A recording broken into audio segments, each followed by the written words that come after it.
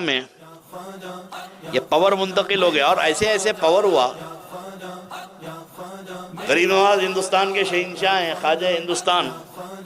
जब हिंदुस्तान की सरजमीन पे गरीब नवाज आए इस्लाम फैलाने के लिए, तो ये राजाओं का देश था, रजवाड़ों का। आदिवासियों में गरीब नवाज नहीं आए, दलितों में नहीं आए, रजवाड़ों में आए, राजपूतों में। मर्दों की जमात थी, वो मारना जानते थे, मरना जानते थे। ख्वाजा ने चुना भी तो अजमेर चुना, मर्दों की जमात चुना। अब मुकाबला शुरू हुआ। ख्वाजा की जबान अरबी या हिंदी। लोग क्या बोलते, कुरान पढ़िए। कुरान क्या है, पढ़ रहे हैं भाई। कुरान में हर चीज है और कुरान पढ़ने से हिदायत मिलती है। आप पढ़िए, इसको समझिए। आप समझे जी नहीं तो फिर कौन समझना। अबे पूरी जिंदगी नमाज में कुरान पढ़ रहा, तेरे को खुद नहीं मालूम क्या पढ़ रहा। 5 वक्त नमाज में कुरान शरीफ पढ़ रहा। आप किसी अल्लाह पहुंचा को कुरान दिया तो यही नहीं पूछता आप पढ़े क्या हो, समझे नहीं, फिर मेरे को कहीं दे रही। हिंदुस्तान में इस्लाम कुरान पढ़ के नहीं फैला, कुरान पे अमल करके फैला। लोग कुरान को देखकर, इस्लाम को देखकर मुसलमान नहीं हुए, ख्वाजा की सूरत देख के मुसलमान हुए। गरीब नवाज को पहले समझे, इस्लाम को बाद में समझे। इस्लाम फैलाने में तो ये औलिया अल्लाह का दखल रहा है। ख्वाजा हिंदुस्तान आए, तबलीग हो तो कैसे हो, जबान का प्रॉब्लम है ना। टेलीकम्युनिकेशन कैसा होना। तेलुगु चैनल पे न्यूज आ रही, समझ के बताओ क्या बोल रही है। आएगी भाई बंद करो, उर्दू आना के।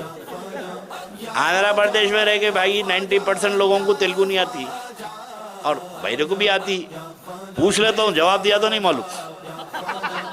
बचपन में सुन लिए थे, एकड़ की पोतुना। अब उन्हें पलट के जवाब दिया तो मेरे को मालूम क्या बोल रहा हूँ। 2-4 रट लिया मैं भी जुमले, बागो ना हो, मंशी ना हो। इससे ज्यादा अपने को तेलुगु को कुछ भी नहीं आती। काम चलाओ मामला है। अब गरीब नवाज अरबी जबान वाले हिंदी में इस्लाम कैसा फैलाएंगे। प्रॉब्लम कॉमन सेंस की बात है। या पूरे, अच्छा गरीब नवाज अपनी करामत से कर लेंगे या पूरे रजवाड़े करामत दिखाएंगे, पूरे के पूरे साहिब करामत। तो ये कम्युनिकेशन का सवाल है कि इस्लाम फैला कैसा, फिर फैला कैसे। देखते ही देखते इस्लाम कैसे फैल गया। गरीब नवाज जब आए और सख्तियां शुरू हुई, राजाओं ने देखा कि ये आ गया साधु संत, अब ये इस्लाम की लहर चलेगी और चिंगारी गिरेगी, पूरा राजस्थान जल के खाक हो जाएगा, हिंदुस्तान, इसको उठाओ। गरीब नवाज जंगल में जाके बैठ गए। यहाँ से उठो बोले, कहे कि वो तो बादशाहों के जानवर चलते हैं, ऊँट, हाथी, घोड़े, ये चरागाह है। तो ख्वाजा बोले हम तो उठ जाएंगे, जिनके लिए उठा रहे हैं वही नहीं उठेंगे। उठ के चले गए। अब वो जानवर जितने चल रहे थे, शाम को आना, शाम हो गई, 1 दिन हो गए, 2 दिन हो गए, पकड़ी है जमीन। सबके सब बैठे हुए हैं, हाथी नहीं हिल रहे, घोड़े नहीं हिल रहे, ऊँट नहीं हिल रहे, पूरे जानवर रुके हुए हैं। वहाँ हलचल हो गई, क्या हुआ। बोले वो फकीर को उठाए मुसलमान को, तो ये बोल के उठे हम तो उठ रहे हैं, ये नहीं उठेंगे। वो चले गए, इन्हों बैठ गए। बोले माफ़ी कर लो, माफ़ कर लो, कुछ भी कर लो, जाके माफ़ी वाफ़ी, चाहे जानवर मर रहे हैं, आप तो बड़े साधु संत है। गरीबनाथ ने कहा जाओ, उठ गए, बोले लेके गए। अब राजा ने कहा कि भाई इनको भूख के मारो, एक ही सूरत है, खाना पानी बंद कर दो, खुद चले जाते अजमेर से। आर्डर हुआ कि कोई मोइनुद्दीन अजमेरी को पानी तक ना दे, खाना बड़ी बात। और भाई ये राजाओं का हुक्म है, ये डेमोक्रेटिक थोड़ी है। अब ममता बनर्जी स्ट्राइक कर रही, क्यों जा रही अंदर।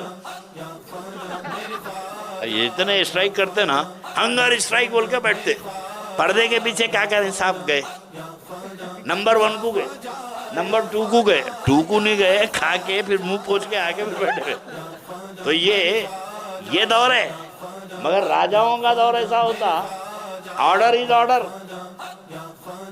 तन्हाई में भी कुछ नहीं कर सकते अगर राजा का हुक्म हो गया। अब राजा ने कहा इस फकीर को, मुसलमान फकीर को खाना पानी दाना चावल हर चीज बंद। अब 3 दिन तक भूखे, 3 दिन तक प्यासे। फकीरा साथ थे, बोले ख्वाजा कुछ करो खाने को या चलो। अब 3 दिन भूखे हो गए। गरीब नवाज जिस दुकान पे जाते हो दुकान वाला दरवाजा बंद कर देता, बात ही नहीं करते।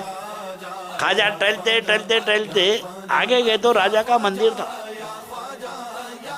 बादशाह का मंदिर था। तो अब आम मंदिरों में तो जो है गेट के ऊपर ही गाय बैठे रहती, देखो पत्थर की रहती। अब राजा की मंदिर में गाय पीतल की थी, पीतल की गाय। गरीब नवाज गए, पंडित को बुलाए, इधर तो नहीं, इधर उधर देखा, क्या है पूछा, बोले डरा भाई। आया तो बोले कुछ खाने को दे सकता है क्या? तो उन्हें बोला देखो मोइनुद्दीन, तुम भी साधु संत हैं, मैं भी साधु संत हूँ, तुम्हारा मेरा कोई झगड़ा नहीं है। अगर तुमको मैं कुछ खाने पीने को दे दिया तो राजा मेरे खानदान समेत गर्दन मार देगा मेरी, मुझे माफ कर दो। गरीब नवाज ने कहा कि नहीं, अच्छा ठीक है, कुछ भी नहीं दे सकते तो एक घड़ा दे दो, मैं ये गाय का दूध निकाल लेता हूँ, मैं ये गाय का दूध निकाल लेता हूँ। तो इन्हें उधर उधर देख रहा, गाय कहाँ है? पूछा कौन सी गाय? बोले ये दरवाजे पे खड़ी हुई है, पीतल की गाय। बोला इतने पावर से बोल रहा, पीतल की गाय से दूध निकाला, मैं सुबह जाके माथा टेक तो मुंडी नहीं हिलाती। पूरी जिंदगी गुजर गई इसको, मैं कुकू हल्दी लगाया, मुंडी नहीं लाई, इन्हें दूध निकालने की बात कर रहे हैं। लाके घड़ा दे दिया। गरीब नवाज बैठे, बिस्मिल्लाहिर्रहमानिर्रहीम कह के दूध शुरू करे, दूध निकालना शुरू करे। एक घड़ा गुलाम साथियों गुलामों को पिलाया, दूसरा पिलाया, तीसरा घड़ा खुद पिया। घड़ा पंडित को दे के, जो राजा का पंडित था उसको घड़ा दे के जब ख्वाजा चलने लगे तो उन्हें घड़ा मंदिर में छोड़ के पीछे पीछे चलने लगा, ख्वाजा के पीछे पीछे चलने लगा। तो ख्वाजा ने पूछा महाराज किधर? फरमाया जिधर तुम उधर मैं। बोले गरीब नवाज जिधर तुम उधर मैं। अब उसके बाद हालत कुफ्र में, ये वहां भी गौर से सुनो, ये कलमा पढ़ने वाले, ये वलियों के पावर को नहीं मानते, वो मुशरिक हालत कुफ्र और शिर्क में कहता है ऐ मोइनुद्दीन, जिस मजहब के वली के हाथ में ये पावर है तो इसके पैगंबर के हाथ में कितना पावर होगा।